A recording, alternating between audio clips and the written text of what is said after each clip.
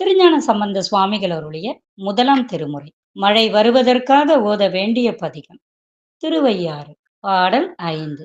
நீரோடு கூவிலமும் நிலமதியும் வெள்ளெருக்கும் நிறைந்த கொன்றை தாரோடு தன் கரந்தை சடை கணிந்த தத்துவனார் தங்கும் கோயில் காரோடி விசும் வளர்ந்து கடினாரும் பொழிலணைந்த கமிழ்த்தார் வீதி தேரோடும் அரங்கேறி சேயிழையார் நடம்பயிலும் திருவையாரே. பாடலின் பொருள். கங்கை நதி, வில்வம், பிறைமதி, வெள்ளெருக்கு, கொன்றை மலர், நிறைந்த மாலை, குளிர்ந்த கரந்தை ஆகியவற்றை சடையின் கண் அணிந்த தத்துவன ஆகிய சிவபெருமான் தங்கியுள்ள கோயிலை உடையது.